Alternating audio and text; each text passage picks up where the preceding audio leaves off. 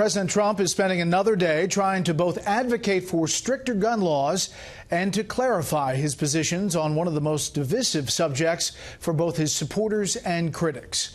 Not far from the White House, conservatives are being warned by the head of the gun lobby that gun rights opponents are using the Florida school massacre to go after their weapons.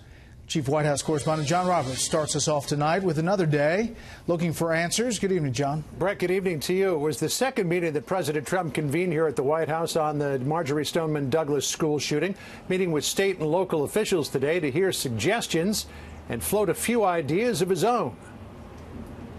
How we can make our schools safe. President Trump billed these White House meetings as listening sessions, but on one issue, the president did far more talking than listening. We have to harden our schools, not soften them up.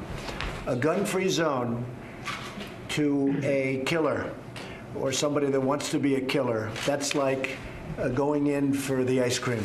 That's like, here I am, take me. Calling gun-free zones nonsense, President Trump pressed hard his idea to train and arm qualified teachers or school staff to stand as the front line against a school shooter. So practically for free, you have now made the school into a hardened target. I think we need hardened sites. We need to let people know, you come into our schools, you're going to be dead, and it's going to be fast.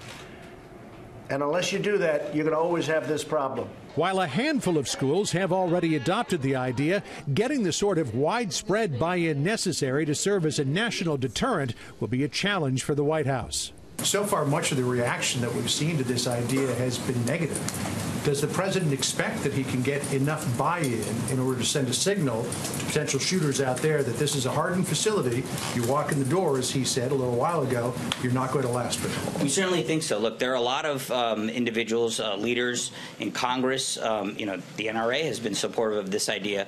A lot of other folks have been supportive of this idea. President Trump insists his plan could put an end to school shootings, but it wasn't his only idea. Tweeting this morning, I will be strongly pushing comprehensive background checks with an emphasis on mental health, raise age to 21, and end sale of bump stocks.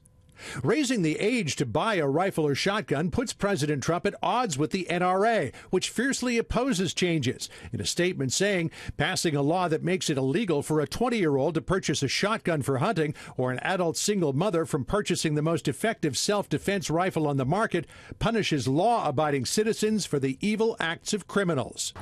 And while the NRA says there's been no change in its position, President Trump believes they will work it out. The NRA wants to do the right thing. I've spoken to them often in the last 2 days, and they want to do the right thing. They're going to do the right thing. I have no doubt about it. The Douglas High School shooting has ignited passions in the political arena. At a CNN town hall last night, Florida Republican Senator Marco Rubio was confronted by the father of a young woman killed at Douglas. Your comments this week and those of our president have been pathetically weak. On Capitol Hill, a group of Democrats sent a letter to Speaker Paul Ryan asking him to allow debate to repeal an NRA-backed amendment from 1996 that prohibits the CDC from doing research into gun violence. And the FBI also weighed in today, the acting deputy director responding to why the FBI failed to act on a January tip about the Douglas school shooter. Now, let me be clear. There was a mistake made. We know that. But it is our job to make sure that we do everything in our power to ensure that does not happen again. I'm not making excuses because what happened was a tragedy, truly a tragedy.